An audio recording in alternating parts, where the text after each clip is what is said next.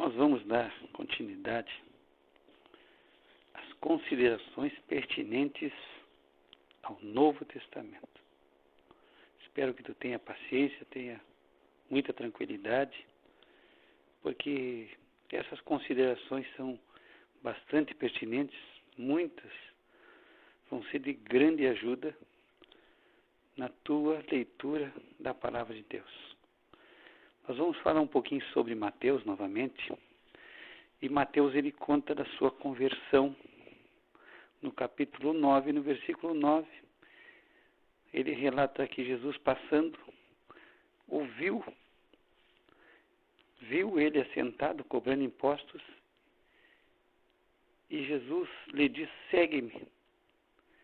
E Mateus se levanta e segue a Jesus. Não houve um sermão, não houve pregação, não houve uma mensagem, mas simplesmente um chamado de segue-me. E Mateus se levanta e segue a Jesus. Então Mateus ele relata a sua conversão.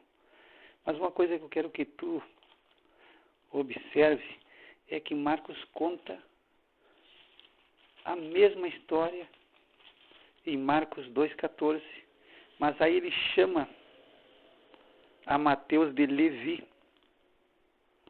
Então esse Levi, filho de Alfeu, que se encontra em Marcos 2,14, é o mesmo Mateus que escreveu o Evangelho segundo São Mateus. A história contada em Marcos 2, a partir do versículo 13, é a mesma história de Mateus. E também Lucas, no capítulo 5, no versículo 27, ele conta a mesma história e ele também chama o publicano Mateus de Levi. Então, quando tu lê em Marcos 2,14 e Lucas 5,27 sobre Levi, tu vai te dar conta que é o mesmo Mateus que escreveu o Evangelho de Mateus. Outra coisa bastante importante é que no áudio anterior nós demos bastante ênfase à situação dos magos que vieram do Oriente para adorar Jesus e que eles não estiveram no lugar onde Jesus nasceu e não viram Jesus na manjedoura, mas entraram numa casa. E eu escutando o áudio após, eu fiquei pensando, né? Nós falamos em manjedoura e manjedoura se tornou uma coisa tão comum na nossa vida que toda a vida nós escutamos, Jesus estava na manjedoura. E eu levei mais de 50 anos para descobrir o que é manjedoura e quem sabe tu já sabe, ou quem sabe tu como eu ainda não sabe o que é manjedoura. Então nós vamos dizer o que é manjedoura. Manjedoura é um bojo para colocar comida para boi, para vaca, para cavalo. É como se fosse um coxinho, quem sabe fosse de madeira, um coxinho, um bojo para colocar comida. E a gente muitas vezes vê aquela situação de Jesus estava na manjedoura e parece algo tão bonito, tão maravilhoso, Jesus na manjedoura, mas era simplesmente um coxinho, quem sabe de madeira, que José colocou ali algumas roupas, colocou algum lençol, e foi o primeiro bercinho do nosso Senhor e Salvador Jesus Cristo.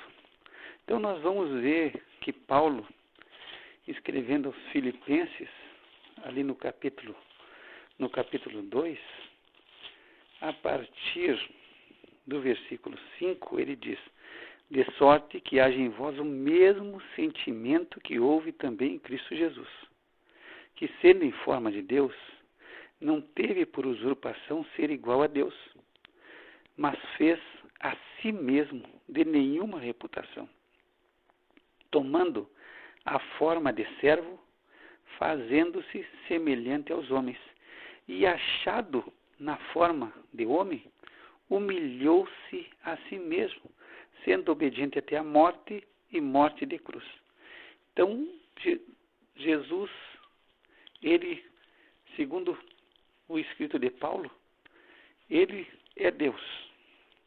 Ele está sendo em forma de Deus, ele não teve por usurpação ser igual a Deus. Ele se faz de nenhuma reputação, toma forma de servo, se faz semelhante aos homens, e mesmo achado na forma de homem, ele se humilha. Jesus poderia ter nascido num palácio. Jesus poderia ter, como nós costumamos dizer, podia ter nascido em berço de ouro. Ele é Deus, Ele é o Senhor, Ele é o Criador de todas as coisas, o Senhor do universo, o Pai da eternidade, Príncipe da paz. E Ele deixa a sua posição de glória, Ele deixa a sua posição de glória ao lado do Pai, se faz semelhante aos homens, e mesmo sendo homem, ainda ele se humilha, e aí ele não nasce em berço de ouro, mas ele nasce num coxinho. Se colocar o primeiro bercinho dele é um coxinho, um bojinho, né? Um bojinho em que é colocado o nosso Senhor Jesus Cristo. E Paulo diz que tem que haver na nossa vida esse mesmo sentimento de humildade, não de se engrandecer, não de querer grandes coisas, de achar que nós merecemos grandes coisas, mas se colocar numa posição de servo, se colocar, considerar os outros superiores a si mesmo. É isso que Paulo fala aos Filipenses no capítulo 2, que nós devemos fazer as coisas por humildade, considerando os outros superiores a nós mesmos. E Jesus, ele é Deus. Ele aceita e toma a posição de homem. E mesmo como homem, ainda ele se humilha a si mesmo e nos deixa um grande exemplo. Nós vamos falar um pouquinho também sobre João. E no livro de João nós temos uma particularidade, que João não tem nenhuma parábola. Enquanto Mateus, Marcos, eles têm parábolas, e Lucas é o campeão das parábolas, João não apresenta nenhuma parábola de Jesus. E uma coisa que eu queria que tu te apercebesse é que possivelmente existe um parentesco entre o apóstolo João e o nosso Senhor Jesus Cristo. Possivelmente João fosse primo de Jesus, a mãe de João fosse irmã de Maria. Se tu puder pegar a tua Bíblia, em Mateus 27, 56, ali fala sobre a crucificação de Jesus e fala sobre várias mulheres que tinham seguido a Jesus. No 56, Mateus relata que havia 2 Marias, e ele fala que também estava a mãe dos filhos de Zebedeu, que é a mãe de João. João é filho de Zebedeu, ele e Tiago. Então, Mateus conta que estavam entre as mulheres 2 Marias, uma delas é a mãe de Jesus, e a mãe dos filhos de Zebedeu. E se nós pegarmos Marcos 15, 40, Marcos ele faz o mesmo relato da crucificação, e ele fala que ali estavam algumas mulheres, e aí ele relata novamente as 3 mulheres, as 2 Marias, que uma é a mãe de Jesus, e ele dá o nome da terceira mulher, e ele diz que é Salomé.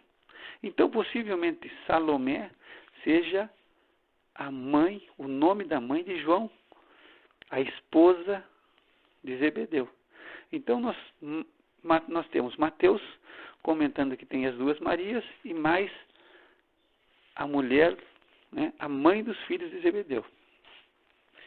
Marcos faz o mesmo relato das 2 Marias, que uma é a mãe de Jesus, e fala que a terceira mulher é Salomé. Então, Salomé possivelmente seja a esposa de Zebedeu. E João, no capítulo 19, ele acrescenta mais uma Maria, e essa Maria é a esposa de Clopas.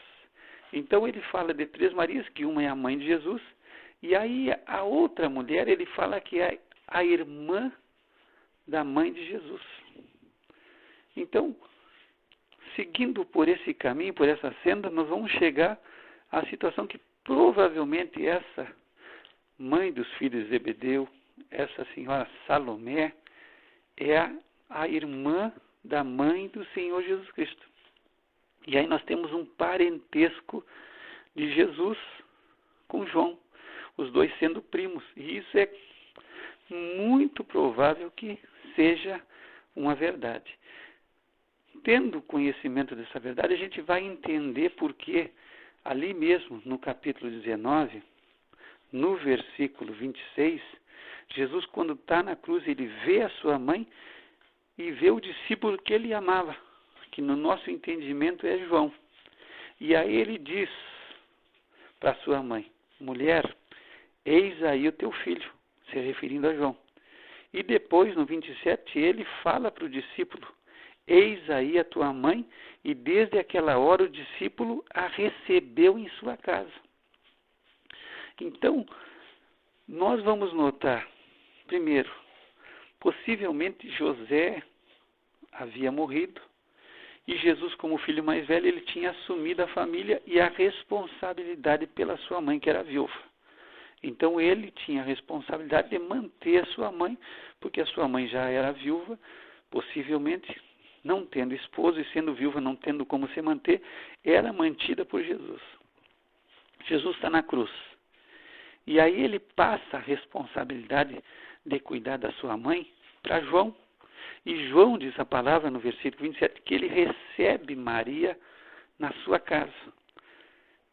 E aí nos esclarece um pouco a situação, até mesmo por haver um parentesco. Por ele ser sobrinho de Maria, Maria sua tia, então Maria sendo viúva, João, ele recebe Maria na sua casa. E ele passa a ser responsável pela mãe de Jesus, pela missão que Jesus passou para ele de estar cuidando da sua mãe. E uma coisa que também é interessante é que Zebedeu, o pai de João, ele possivelmente fosse um homem abastado. Porque quando tu vai ver a história do chamamento, né, no chamamento de João e Tiago, eles se encontram ambos trabalhando com seu pai, Tiago e João. E tu vai ver que eles têm abastança. Por quê? Porque quando chamam os dois, eles são companheiros de Pedro na pescaria. E aí eles deixam Zebedeu, o seu pai, e seguem a Jesus, Tiago e João. E aí tu vai ver, eu vou te mostrar para a Escritura, que Zebedeu tinha outros empregados. Se tu puder abrir a tua Bíblia no Evangelho de Marcos, no capítulo 1, no versículo 20, a partir do 19, conta que Jesus ele faz o chamamento de Tiago e de João, os filhos de Zebedeu. E diz no versículo 20, e eles deixando o seu pai no barco com os empregados, foram após ele. Então, nos dá a entender que Zebedeu era um homem que tinha empregados, então ele era um homem, possivelmente um homem de posses, ou um homem abastado.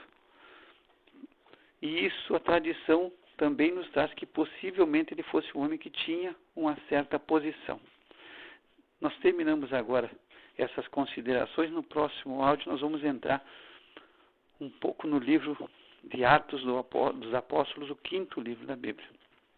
Graça e paz da parte do nosso Deus e do nosso Senhor Jesus Cristo.